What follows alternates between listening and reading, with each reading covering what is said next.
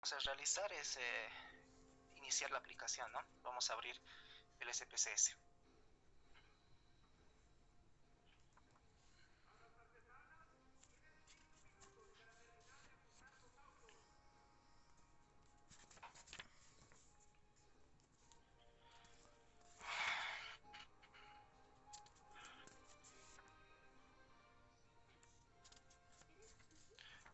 Ya. Sí se puede ver, ¿verdad? ¿Me pueden confirmar? Sí, Oxy se ve. Ya, listo. Bueno, de introducción. El SPSS es un software estadístico que soporta bases relacionadas con la probabilidad, relacionados con la economía, relacionados con la matemática cuántica, todo con probabilidad, ¿ya? Por lo tanto, es un software que aguanta una gran cantidad enorme de datos. Pueden aguantar desde unos tres simples datos hasta miles y miles de datos que puede ocurrir en elementos de estudios como el censo, ¿ya? Por eso, incluso esta aplicación es pagante, ¿ya? Si es que se les ha dado la opción de poder hacerlo de forma, por así decirlo, ilegal, era para que ustedes siquiera tengan la idea de por qué se está usando esto. Ustedes al inicio van a encontrar una pantalla. Esta pantalla se llama, lo que ven ahorita, pantalla de entrada. Ese es el nombre que se la define al SPSS. Existen muchas versiones.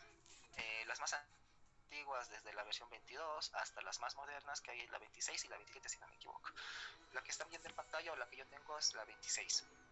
¿Es mejor tenerlas más actualizadas? Sí, porque algunas funciones van cambiando de acuerdo a la complejidad de los datos que se requieran en los diferentes estudios.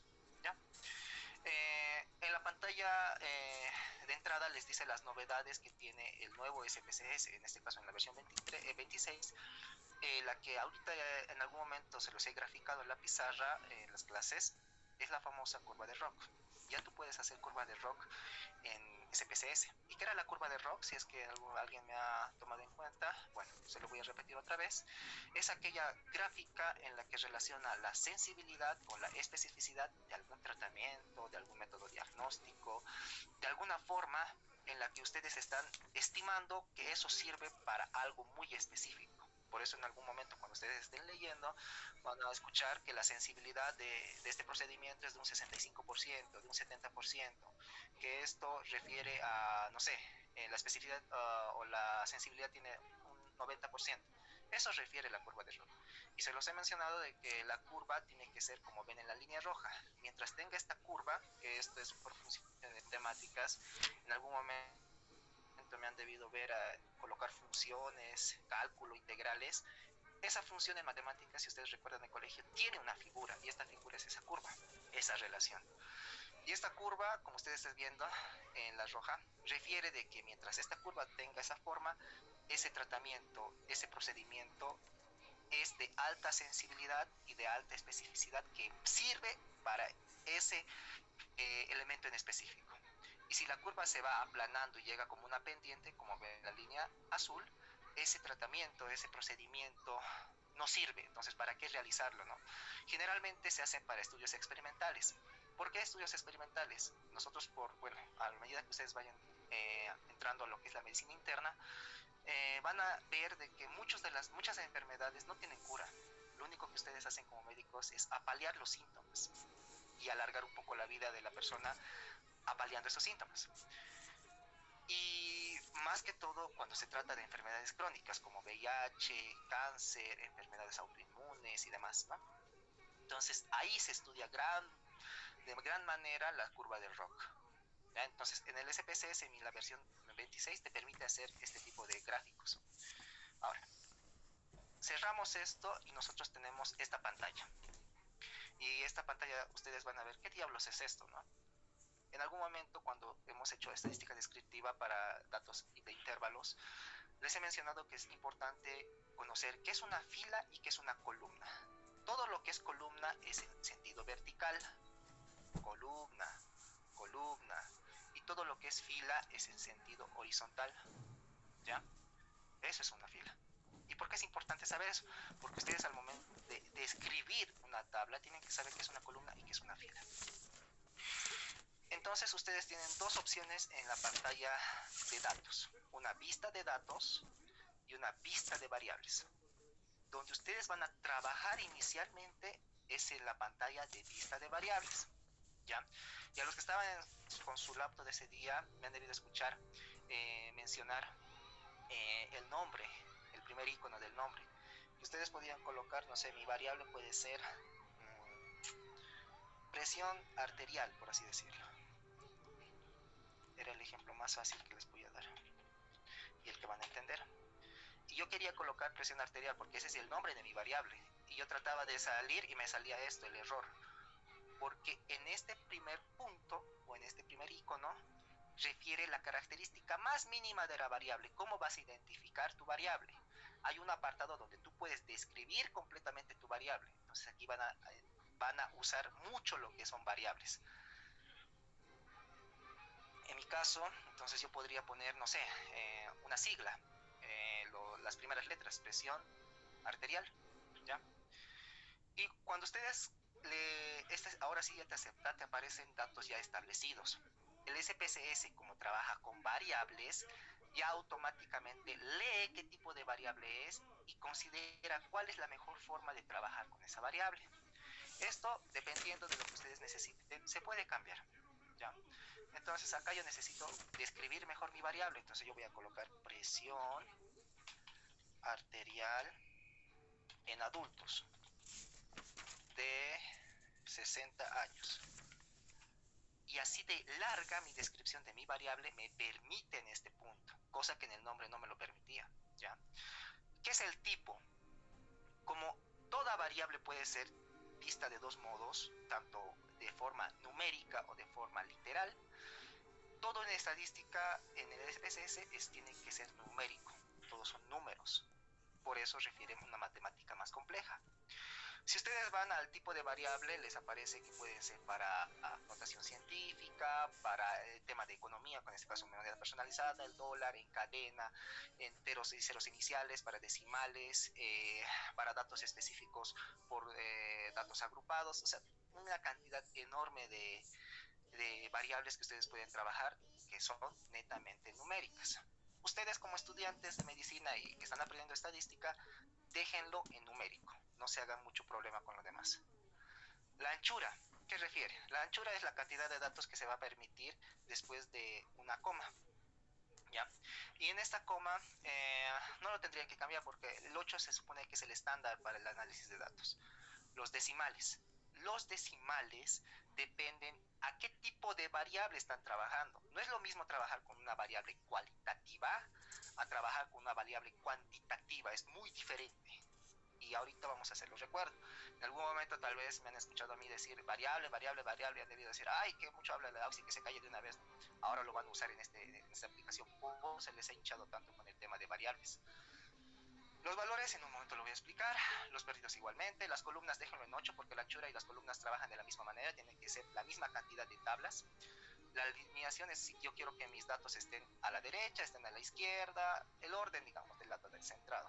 Ya, yo lo quiero que estén en el centro. Medida, acá un poquito me voy a extender.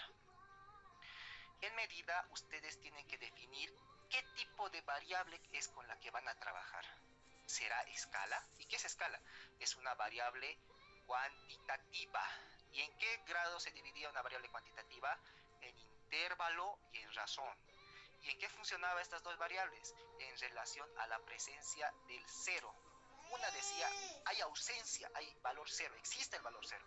Y otra decía, existe el cero, pero aún tiene un valor que no refiere ausencia. Les hago el ejemplo. Intervalo, netamente, por más que aparecía un cero, sí tenía un valor. Y el claro ejemplo era la temperatura. Si ustedes dicen 0 centígrados, 0 centígrados tiene un valor, es una temperatura, existe esa temperatura. No es que te diga que no existe temperatura, existe temperatura, porque 0 centígrados es medible. Versus que la razón te dice cuando existe el cero, no existe ese dato, por así decirlo, tiene 0 kilogramos, o sea, no tiene peso, no existe peso. De ahí se tiene que entender mucho con qué tipo de variable de escala, en este caso cuantitativa, ustedes van a trabajar. Las cualitativas, dependiendo de la categorización, se dividían en dos. Una que ponía orden, categoría, llamada variable cuantitativa de tipo ordinal, y otra que era variable sin categoría, tipo nominal. La ordinal pone orden, tiene una jerarquía, y la nominal, no existe el orden, todos son importantes tal cual. ¿Por qué es importante entender esto? Porque si ustedes, digamos, yo pongo acá sexo, no género, porque ahora con el tema de la liberación y demás, pueden existir creo que más de 7 géneros. Sexo, ustedes por medicina saben que es o bien masculino o bien femenino, XX o XY, no existe más. Entonces, aquí vamos a poner sexo de pacientes de 60 años. Ups.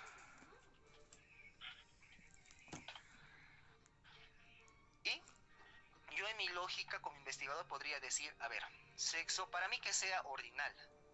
Momentito. Tú me estás mencionando de que hay algo más importante, es decir, los hombres son más importantes que las mujeres, los hombres primero, las mujeres luego, o viceversa, las mujeres primero y luego los hombres. Un error muy frecuente en investigación cuando se una definición muy delicada de una variable. Ese es el claro ejemplo que ahorita les puedo mencionar de sexo. Y evidentemente cuando ustedes vayan a presentar un dato estadístico de resultados, van a colocar en mi muestra o en mis resultados de mi investigación, lo primero que me salió fue mujeres. Y, momento, o sea, las mujeres son más importantes que los hombres. Entiéndase que ese contexto puede tener un problema. Lo mismo va con la religión, que por la religión en otros países llegan incluso a guerras, ¿no? Yo diría, la religión tiene un orden.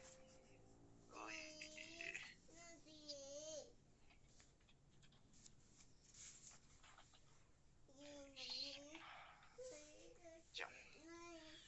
Yo le voy a poner que es ordinal, digamos. El hecho que yo diga la religión católica es la más importante en el mundo, podría yo traer grandes consecuencias dependiendo de a qué grupo de muestra yo estoy demostrando esos resultados. Yo que se lo diga a un musulmán que los católicos son más importantes que ellos, o sea, imagínense ese contexto. Por eso en la investigación hay que tener ética. Por eso en la historia de la medicina han comprendido de cierta manera qué es la ética y qué era la bioética. Respeto en relación a no hacer daño a nadie. ¿Ya? Ahora entonces vamos a trabajar como debería ser. Presión arterial. ¿Yo la puedo categorizar en escala? Sí, porque podría medirlas y podría colocar 120-70, 120-80, 140-50. Pero muy complejo. Quiero que sea con orden. ¿Y cómo yo lo podría poner con orden? Podría categorizar con hipotensión, normotensión, hipertensión grado 1, hipertensión grado 2, crisis hipertensiva, orden.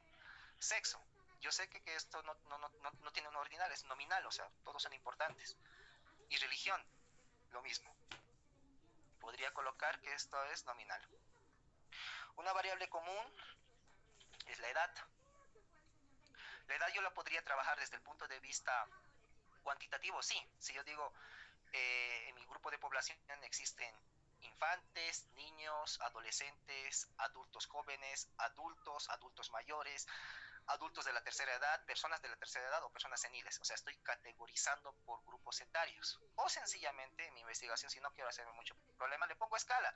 Porque yo le pregunto mediante mi encuesta a la persona, ¿cuántos años tienes? Y me dice 60. Listo, eso es un dato, o sea, no hay más. O sea, es cuantitativa. ¿Ya? Entonces, entiéndase cómo yo estoy viendo como investigador mis variables. La etiqueta, entonces voy a poner religión de pacientes del Hospital de Clínicas.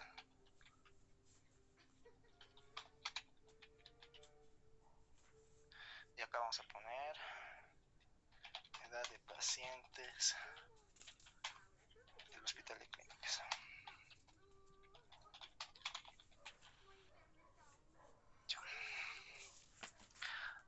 Ahora, hasta este punto creo que ha sido lo más sencillo. Otro punto donde ustedes van a tener problemas es en los valores. ¿Ya? Acá es donde tú le das sentido a tu variable y le das un valor, valga la redundancia. Por ejemplo, yo he dicho que quiero clasificar a mi variable de presión arterial respecto a un orden muy específico de acuerdo a las guías clínicas en cardiología, por ejemplo. Yo quiero que 1 represente hipotensión. le doy a añadir y ya tengo mi variable. Y le doy a aceptar. Y si quiero un poquito más acá y acá, ese es el problema. Miren, aquí me aparece decimales 1.00, pero es una variable cualitativa. ¿Por qué tendría que trabajar con decimales? Acá se cambia eso. Ustedes pueden reducir y decir, no quiero decimales porque es mi variable cualitativa. Ya está. Y voy añadiendo más. No sé, vale, 2, le pongo normotensión o presión arterial normal. Añado. Y voy añadiendo en mi tarjeta, por ejemplo, 3, que sea hipertensión. Esto no, aquí tiene que ser esto.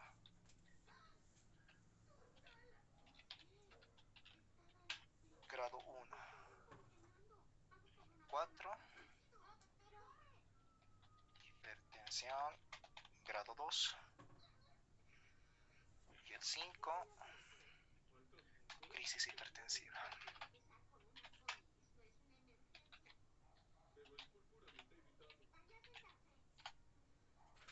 Listo. Le doy a aceptar. Tengo el valor de mis variables de presión arterial. Lo mismo va a ir para sexo. 1, quiero que sea, como es nominal, no me importa el orden, o sea, no hay problema. Que sea mujeres. 2, que sean varones o hombres, por así decirlo. Y me sigue apareciendo decimales. Estos ya saben que se puede cambiar porque es nominal, es una variable cualitativa. Lo mismo para religión, por ejemplo, que sea 1, católicos.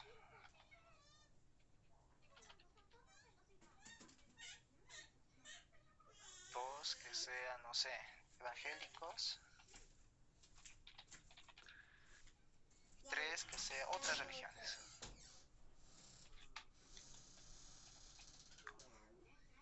Y si ustedes se están dando cuenta, esos valores parecen de una encuesta, porque aquí ustedes van a colocar de su encuesta sus valores, sencillamente. Y lo mismo, es una variable cualitativa, entonces no tiene que tener decimales. Escala. Dependiendo de lo que se quiera trabajar, puede tener decimales, como puede que no. La edad es mejor trabajarla con números enteros, dependiendo su investigación. Depende, porque hay muchas investigaciones que dicen 36.6 años. Eso quiere decir que en el mes, no sé, de junio, es la valencia más alta de la expresión de esta variable. Ya eso depende mucho de ustedes. Por ejemplo, yo para el ejemplo lo voy a dejar con 2 decimales. No voy a poner ningún valor porque mi valor es de escala, es variable cuantitativa. No tendría por qué colocarle ningún valor independiente. Listo. Esa es la primera etapa en la que ustedes tienen que trabajar en el SPSS. Segunda etapa. Ustedes van donde dice vista de datos y les empieza a aparecer sus variables. Por ejemplo, de mi dato número 1, yo veo en mi encuesta, ¿no? Voy al hospital de clínicas y agarro a 100 personas. Y de la primera persona que he agarrado veo que la presión arterial que yo le medí es hipertensión grado 1. Y ven, ya se les va marcando. Del sexo, el paciente era un varón, digamos. La religión era evangélico. La edad me dice que es 65 años. Y ahí está con los decimales. Así es que, bueno, lo mismo. Con mi segundo paciente le medí la presión y está bien, está normotenso. Es una mujer, es un católico y tiene 58 años. Y así ustedes van llenando sus variables de acuerdo a cómo han categorizado las mismas y cómo han trabajado con ellas, ¿ya? Y ustedes pueden llevar una cantidad infinita de datos respecto a qué tipo de estudio estén realizando, ¿ya? Esa es la primera, eso es lo básico que ustedes tienen que conocer para llenar lo que se llama tabla de frecuencias o tabla de contingencias.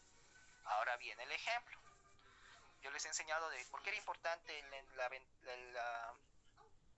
la ventana de entrada o la pantalla de entrada, porque ustedes podrían acceder a los ejemplos. Por ejemplo, yo podría colocar esta, la abro y ya me sale un dato estadístico específico para esto. ¿Ya? Ahora, yo quiero trabajar estadística descriptiva, lo que no hemos hecho en la anterior. Y a los que no estaban, voy a volver a repetir. Los pasos son los siguientes. Aquí ustedes tienen lo que se llama barra de herramientas. y ustedes pueden editar, pueden guardar, pueden analizar datos de forma directa, pueden graficar de acuerdo a un lenguaje de programación específico, pero lo que ustedes tendrían que meterse en la cabeza que es tabla de datos, analizar. Y ustedes ven todas las formas en las que el SPS analiza sus variables. Y ustedes, como estaban avanzando estadística descriptiva, tendrían que ir a estadísticos descriptivos y mencionar qué variable quieren trabajar. Por ejemplo, yo quiero trabajar con la edad. Y yo tengo que dar si quiero ¿qué quiero trabajar de la variable edad? Quiero trabajar la media, la dispersión, la varianza, el rango. Yo quiero trabajar la varianza y el rango. Y le doy continuar. Entonces le doy a aceptar y ya me aparece todo lo que es cuánto ha sido la media, cuánto ha sido el valor máximo, cuánto ha sido el valor mínimo, cuál es el rango, la desviación estándar, ya está. ¿Y cuántos datos me dice? N refiere al número de datos, recuerden por las tablas, 70 datos. De estos 70 datos hemos sacado medidas de tendencia central y medidas de dispersión. Ojo, si ustedes me dicen, pero si no aparece la mediana ni la moda, muchas veces no son usadas esas dos en estadística descriptiva en análisis específicos, porque no son muy importantes, a menos que quieras describir algo muy puntual, no es muy importante. Lo que sí o sí se saca es la media, que es el promedio, y la desviación estándar de cuánto está disperso estos datos en tu gráfica de la campana de Gauss, ¿ya? Ahora, ustedes pueden trabajar de manera en la que pueden analizar datos mezclados. Por ejemplo, yo me voy a analizar estadísticos descriptivos, quiero trabajar la edad con, no sé, el uso de las enfermedades cardiovasculares. Es una variable de escala y es una variable cuantitativa de tipo nominal. Entonces voy y le doy opciones y descriptivos y quiero trabajar todo esto, lo mismo. ¿Ya? Entonces voy y ya me hace la relación de dos variables. Entonces yo podría hacer esta relación de todas las variables que tengo en mi tabla de frecuencias y no habría ningún problema. ¿Ya? Entonces por eso es más fácil, les permite hacerlo de manera más sencilla la estadística, el SPSS, que estar haciendo toda esa gráfica, sacar el logaritmo, utilizar forma, ya está quedando atrás. Pero bueno, por órdenes de la cátedra y por orden de los doctores, se les tiene que enseñar lo que es a mano y bueno, ahora se les da el plus de que se les enseñe algo que es automático. Ya, ahora, otra vez otro ejemplo. Por ejemplo, ya no quiero de escala, quiero netamente nominales. Quiero que sea la ocupación peligrosa. Enfermedades cardiovasculares se relacionan con enfermedades peligrosas, eso lo vamos a avanzar en estadística inferencial al momento de hacer pruebas estadísticas como TDStudio, Chi cuadrado, test de ANOVA y demás. Me pongo opciones y me dice que sí, ya, tal cual. A ver, ¿con cuál más podemos trabajar? ¿Con género? No.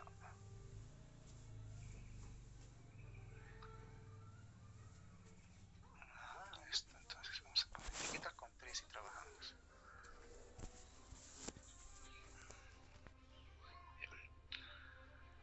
Lo mismo, voy, continúo, acepto y me aparece mi dato.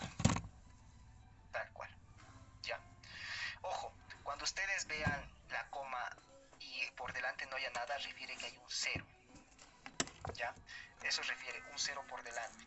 Y ustedes están viendo datos decimales, porque sí, mientras más decimales tenga un estadístico es más exacto. Acá no se está yendo por enteros, no se está yendo por notación. No. Muestra los datos tal cual naturales son. Por eso es la ventaja de usar el SPSS. Ahora, vamos a hacer gráficos. Aquí, en esta tabla. Los gráficos son importantes porque es la forma en la que ustedes van a presentar sus resultados y eso lo tienen que hacer en estadística inferencial completamente, o sea, eso ya no se pueden salvar de eso.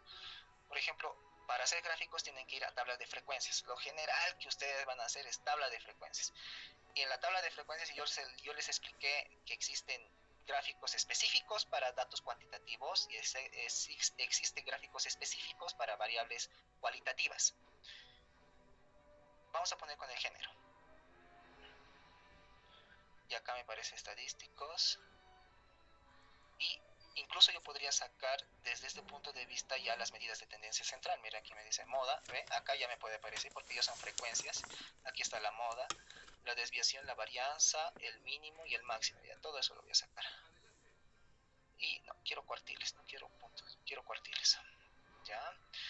Y quiero mi gráfico, y quiero que mi, bueno, género, y yo me quiero fijar, género solo tenía dos variables, ya sea masculino o femenino. Entonces, lo más fácil es gráfico de barras. ¿Por qué gráfico de barras? Porque el gráfico de barras es muy específico para datos mínimos. Si ustedes tienen tres variables y de esas tres variables aumentan dos más, ya no sirve gráficos circulares porque es un error estadístico. Solo hasta tres, máximo tres. Si son 5, 6, 6, 7, 8, 10, tendría que ser gráfico de barras, o en todo caso histograma. En este caso, como son solo dos, gráficos circulares. Y le doy a aceptar. Y de esta manera ya tengo una tabla de frecuencias estadísticas más puntuales, porque en la que ya me está dando la media, la mediana, la moda, la desviación estándar, la varianza, el rango, y los estilos, medidas de posición. Todo esto te permite sacar cuando tú le trabajas como medidas de frecuencia. Ahora, ¿esto qué se llama esta tablita en resultados? A esto se llama tabla de contingencias. Sí o sí, cuando ustedes vayan a presentar sus resultados estadísticos, tiene que tener su tabla de frecuencias adelante y su gráfico por abajo. Sí o sí. No existe más.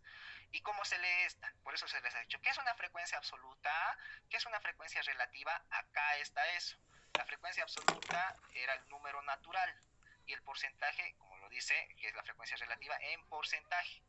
Mi muestra era, N era 70 y en el gráfico me menciona que hay 35 hombres y 35 mujeres. Por lo tanto, representa el 50% hombres, 50% mujeres. Y de ahí la gráfica.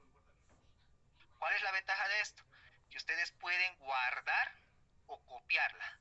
¿Y dónde lo podrían copiar? En el Excel. Ustedes van, abren su Excel y el Excel permite ser más aplicativo y más fácil, de modo para ustedes el manejo de la edición de su tabla de contingencias. Por ejemplo, aquí está, mira.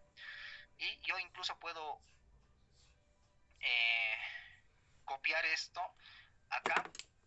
No me lo va a permitir como debería ser, o sea, es muy simple la gráfica. Y ustedes pueden graficar en Excel mediante su tabla de contingencias. Por ejemplo, yo solo necesito el porcentaje. Copio el porcentaje. Y necesito mis variables. Momento. Esto vamos a poner variable.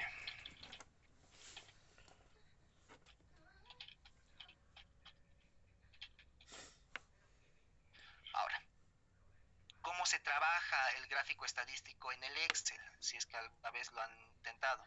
Solo se agarra los valores que ustedes van a tomar en cuenta. No toda la gráfica, no el 100%, porque lo va a tomar como una variable. Y nosotros queremos graficar lo que refiere nuestra tabla de contingencias. Y ustedes pueden ir, le dan insertar y ustedes incluso, si es que no podrían entender qué gráfico usar, les dice qué es lo mejor. Y lo primero que les aparece es gráficos circulares, porque tiene solo dos variables y es cualitativa. Entonces yo le doy aceptar y me sale mi gráfico.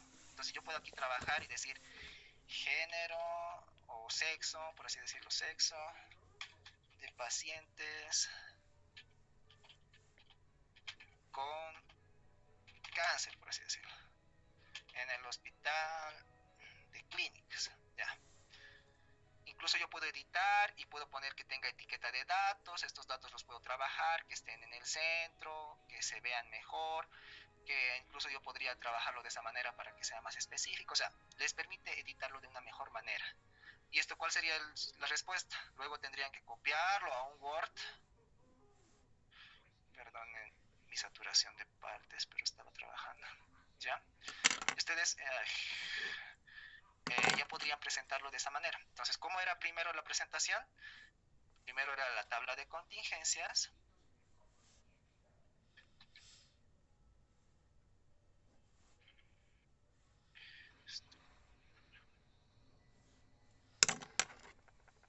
tabla de contingencias. Esto quiero que esté todo en medio. Listo. Y por debajo quiero que esté su gráfico, sí o sí. No puede faltar. Se pueden aplazar si no colocan esto, chicos. Listo. Entonces aquí yo puedo describir. Y la descripción es importante. Eso se llama descripción estadística. En los pacientes, en la muestra de 70 pacientes con cáncer, se estimó que el 50% son varones y el 50% restante son mujeres. Aquí vamos a poner esto así. En el periodo de enero a mayo del 2024. La descripción de resultados estadísticos tiene que tener cosas muy importantes como ser el porcentaje, el número de muestra, que eran 70 personas, el porcentaje que se ha logrado encontrar del grupo A y del grupo B, esto está mal, y en qué tiempo se ha hecho. Incluso aquí tendría que estar el número de 70 pacientes con cáncer del hospital de clínicas, porque es el lugar,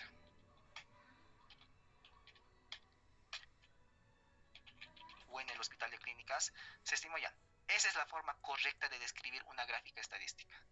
Ojo chicos, se pueden aplazar si no lo colocan tal cual como lo estoy haciendo. Ya, esto es importante que lo tomen muy en cuenta al momento de hacer su metodología de investigación, que va a ser de acá a sus 2 rotes después últimos. Su último rote prácticamente, ¿no? Eso, ya.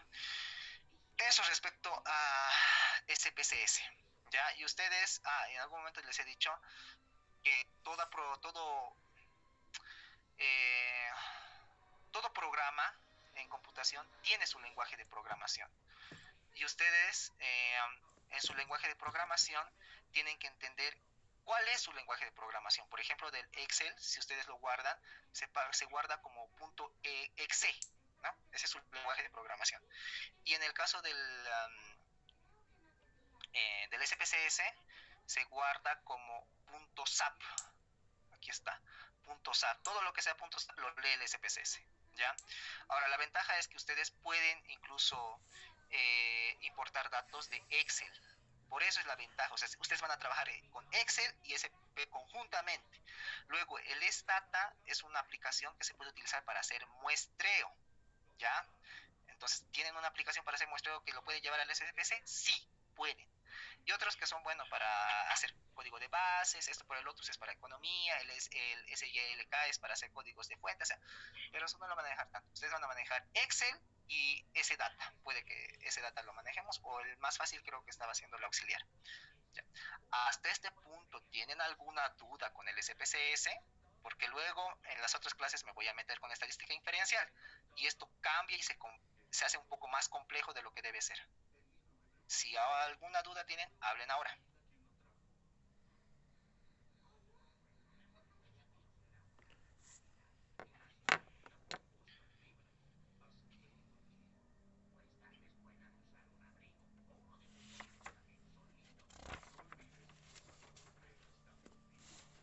No. Entonces, bueno, esto sería que estamos cerrando ya, no les debo ninguna clase de explicación de CPCS, ya están con las herramientas necesarias si en algún momento quieren hacer estos después descriptivos, ya.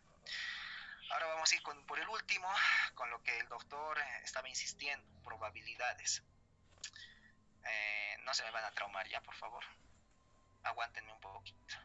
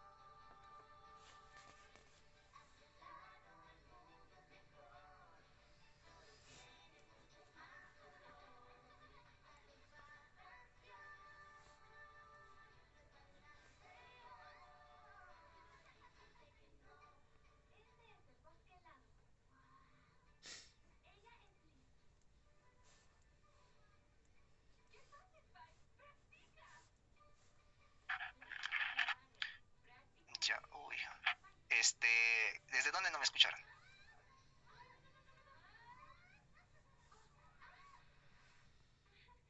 Creo que todo así desde que comenzó a mostrar su diapo.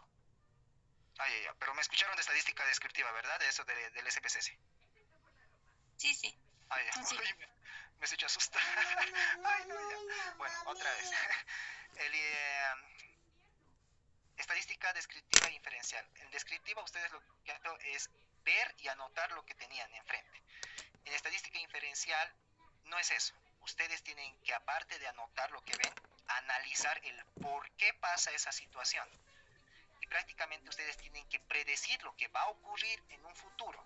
Es como que ustedes vean la hoja de coca, que sean unos brujos y digan, ah, esto va a pasar con esto. Algo así, pero van a ser brujos con la matemática, porque te dice, ¿qué es la probabilidad? La ley de las probabilidades es un campo fundamental de la matemática. Por eso todo lo que refiere a estadística, metodología de investigación, es matemática, aunque odien esta materia, que estudia incertidumbre y la aleatoriedad. Aleatorio.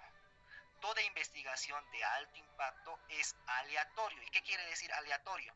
Que yo tengo a ustedes que son 23 estudiantes, 21 estudiantes, y les someto a una investigación. Y todos tienen el mismo derecho y casi la misma probabilidad de ser escogidos en mi investigación. Haz una investigación de alto impacto. Aquella investigación que es selectiva no tiene impacto, dependiendo ciertos aspectos. En el caso como investigaciones experimentales. Ahí sí puedes elegir, pero siempre y cuando sea experimental. Si tú estás haciendo descriptiva o analítica, no sirve ese tipo de muestreo. Por eso no sé si avanzaron tipos de muestreo, que es lo importante para avanzar, para entender este punto. ¿Qué te dice? Que permite cuantificar la probabilidad de que ocurra un evento. No te dice que sí va a ocurrir, te dice permite cuantificar qué tan probable es que ocurra eso. Y el claro ejemplo que yo les voy a hacer en qué se hace probabilidades prácticamente en todo. ¿Qué, ya ustedes que están en la etapa del enamoramiento, que están con ese tema de esas cosas, ¿qué tan probable es que tu pareja te sea infiel? ¿Qué tan probable es que tu pareja te deje de acá a un año? Eso refiere la probabilidad, porque tú no estás segura de lo que vaya a ocurrir, pero de acuerdo a las situaciones que vayas pasando vas a decir, sí, esta persona me va a ser infiel o esta persona me va a dejar. Eso es probabilidad. Y en todo en la vida entra probabilidad, si se dan cuenta. Ejemplo, definición de probabilidad, lo que dice la media posibilidad. La probabilidad, esto por matemática, se expresa como un valor numérico entre 0 a 1.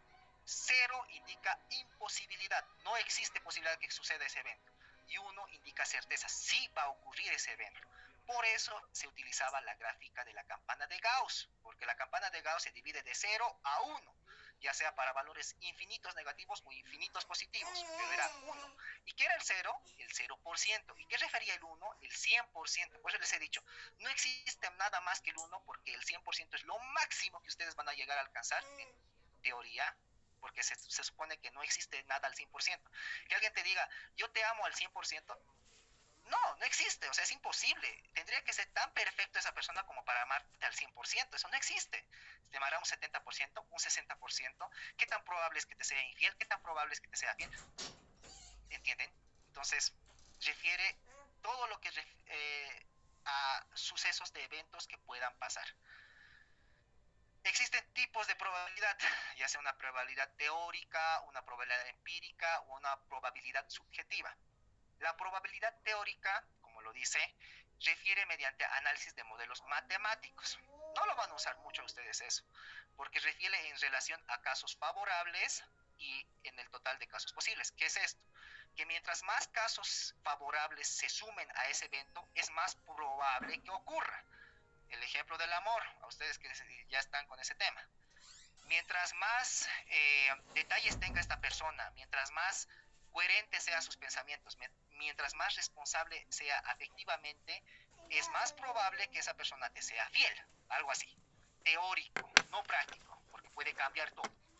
Probabilidad empírica, lo que ustedes van a usar en estadística inferencial, porque mediante la observación, observo, describo, registro, anoto, método estadístico, ordeno y mediante porcentajes, que es frecuencia relativa, van a predecir un evento.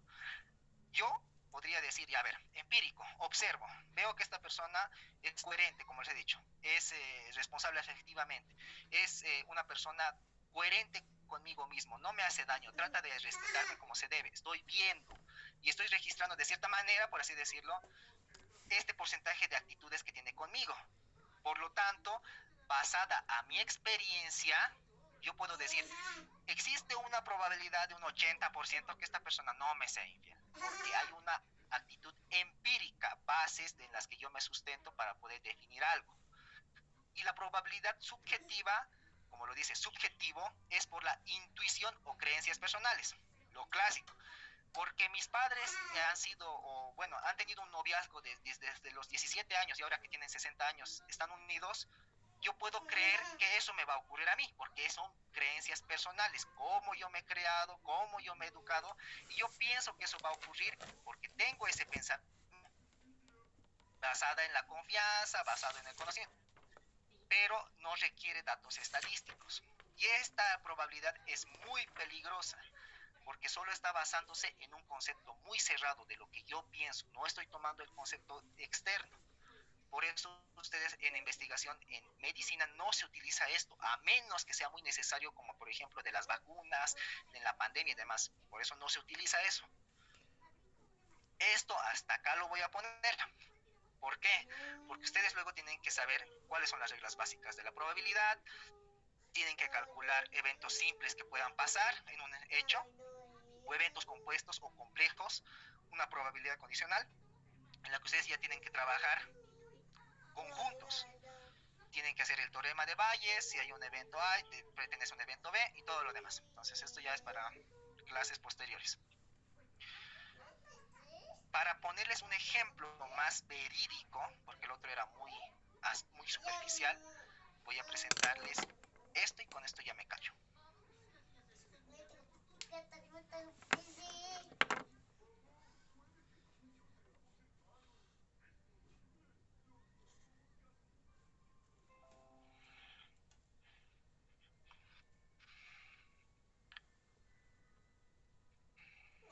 ¿Alguien me puede decir qué representa esa imagen?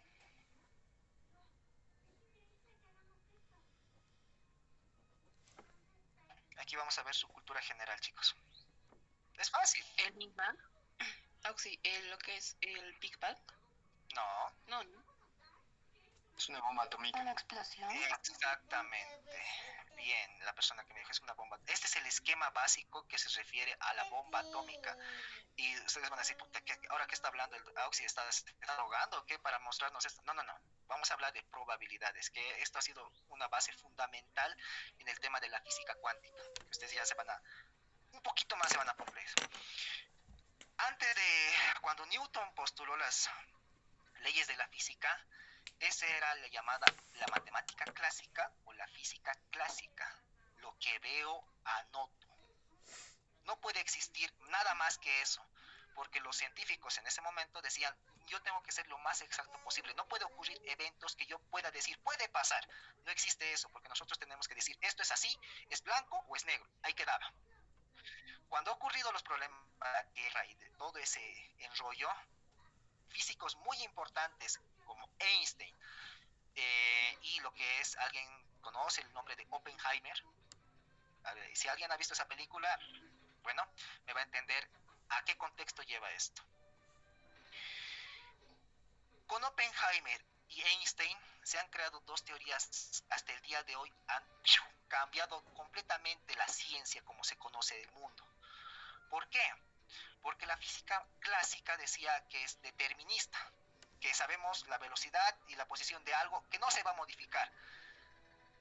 Y no existe algo, por así decirlo, subjetivo. Era muy cerrada la física clásica. Con la física cuántica entra la probabilidad de que ocurra un hecho, estadística inferencial, que ya que nunca se puede saber con seguridad absoluta que ese hecho va a ocurrir completamente. Y esto aplica a todas las escalas del mundo, a la medicina, a la economía, a la política, a la educación, a todo, absolutamente a todo. De ahí la importancia de cómo ha sido cambiada la física clásica a física cuántica. ¿Y por qué les he puesto el ejemplo de la bomba atómica? Había una teoría en la que antes que se pruebe esta bomba, han hecho estudios, han visto de que el uranio era el elemento más inestable, que los electrones podían rebotar y hacer que estos se dividieran y haya una fisión de neutrones y esto, ¡pum! O sea, una gran cantidad de energía esparcida por el ambiente, por así decirlo, ¿ya? Pero decían que esta energía era tan poderosa, se podía incendiar literalmente la capa de la atmósfera, o sea, el aire se podía incendiar porque son gases, y los gases, mientras más volubles sean, son más explosivos. Y la lógica era la siguiente, para que exista fuego necesita oxígeno. ¿Y de qué está hecho el aire? De oxígeno bajo otros elementos gases. Y esa era la probabilidad. Había una probabilidad no muy grande, pero así pequeñita siquiera, de un 0%, de que cuando era antes de que esta bomba esté aprobada y se suelte y explote, todo el mundo iba a desaparecer. Y bajo esa probabilidad aún han hecho ese estudio y han logrado construir lo que es esta herramienta de destrucción masiva. Que si alguno tiene una cultura general sabe de que ha hecho destrozos en Japón prácticamente a niveles muy horroríficos, ¿no? Entonces esa probabilidad de destruir el mundo, entiendas ese contexto, o sea, qué miedo. Debajo de la física clásica ha habido la teoría de la relatividad. En la física cuántica y en la física clásica decía, la física cuántica ya estamos yendo al tamaño atómico, bomba atómica. La velocidad es medible y hay probabilidad. Y esto depende de cómo seamos nosotros investigadores al momento de observar nuestro comportamiento de nuestras variables. La física clásica era, solo se sentía en el sentido humano, la velocidad era medible, no había nada de probabilidad, era lo que 1 más 1 era 2 y ahí se quedaba. Y el tiempo es estable y lineal, cosa que con la teoría de la relatividad se refiere lo siguiente, y eso lo han debido avanzar en física, el tiempo no es constante, el tiempo es relativo.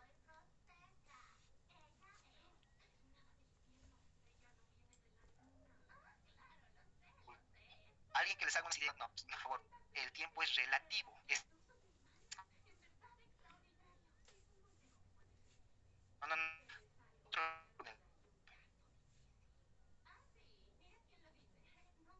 es constante, no,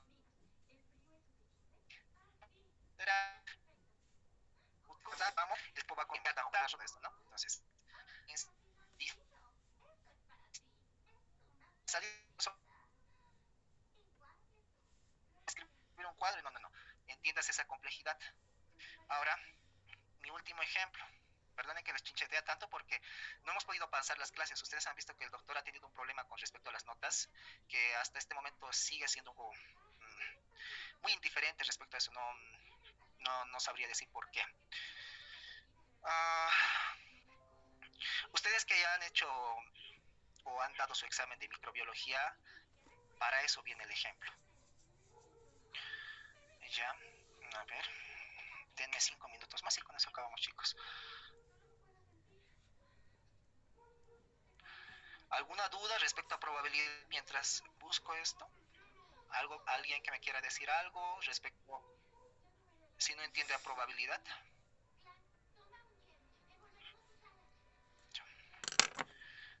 Vamos a usar el TikTok para educarlos.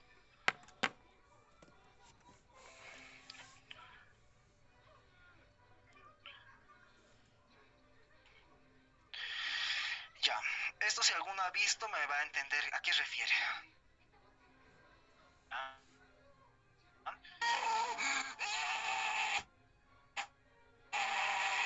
Suena el sonido es muy fuerte. Ya.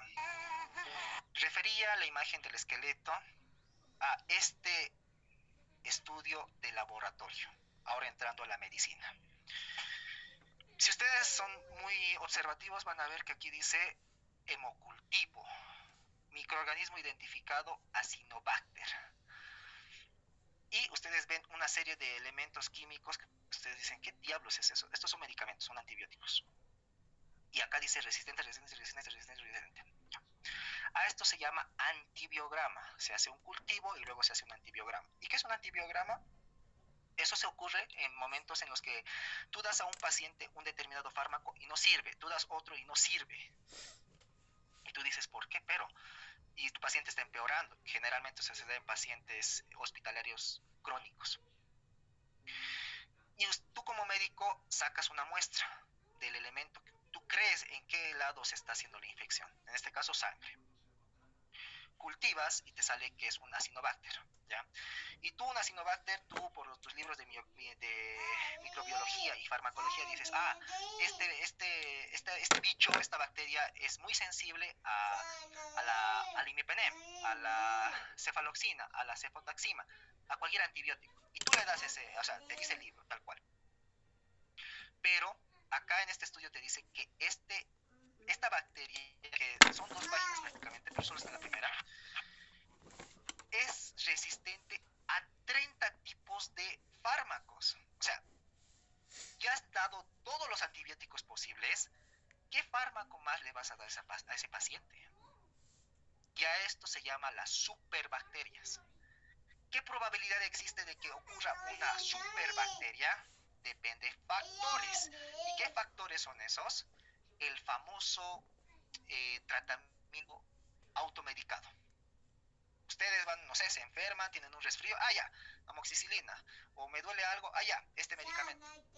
Ese tipo de situaciones favorables aumentan la probabilidad de que ustedes sean altamente resistentes a antibióticos cuando tengan una bacteria de amplio espectro. ¿Y cuál es el miedo de esto? O sea, por eso el esqueleto, ¿no? O sea, si ya tienes, esta es toda la batería de medicamentos que ustedes van a aprenderse, o sea, ¿para qué aprenderse 5, 6 años, 7 años de medicamentos? Para que aparezca una pinche bacteria y tus 30 medicamentos que tú te has aprendido de memoria como si fueras una repetidora, no te sirvan. ¿Qué probabilidad tan horrorosa puede ocurrir eso en tu paciente? O sea, ¿qué le vas a decir? ¿Te vas a morir? No tenemos ningún medicamento predisponente, no existe otro medicamento más sensible a tu bacteria, no te vamos a curarse. A eso refiere probabilidad. Y un ejemplo para estadística inferencial con medicina. Y esto es muy común, por si acaso les diré. Se supone que el mundo no se va a acabar con una guerra, como se está pensando. Se va a acabar porque va a haber una resistencia alta de bacterias y virus, en los que no nos vamos a poder defender, y es la pandemia. O sea, semejante pequeño virus, como ha hecho que en 2 años se destruya prácticamente el mundo. Y esto no es muy lejano a que nos pase, ¿ya? ¿Y cómo se ve un antibiograma? Esto, para que si en algún momento les preguntan. Sí, en microbiología suelen preguntar esto.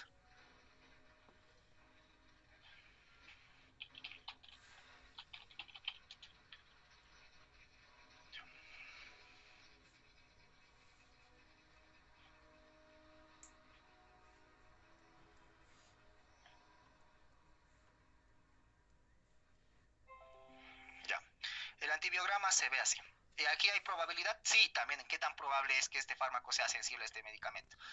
Se agarra una caja Petri, se pone la muestra del paciente, se hace cultivo evidentemente para saber qué tipo de bacteria es, qué tipo de colonias forma y demás.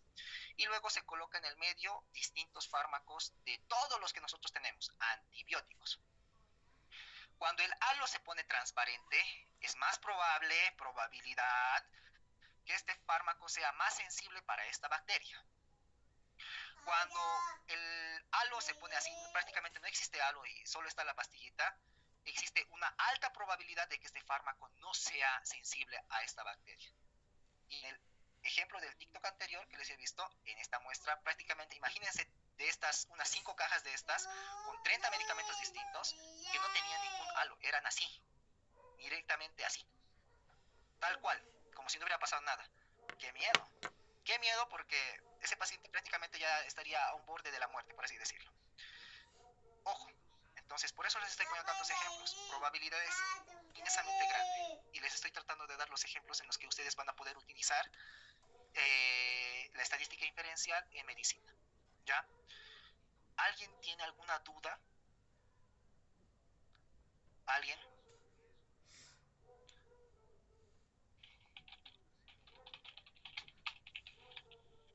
Ya. Si no tienen ninguna calculadora, ¿han logrado ingresar con la calculadora que les dijo la auxiliar?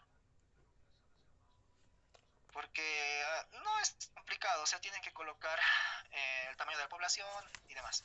Que esto me pidió ahorita que se los explique, porque creo que no está disponible ahorita, y ya bueno, entonces con esto acabamos. Ya, esta es la página, ¿ya? Y al hacer la página ustedes dicen, no sé, mi muestra tiene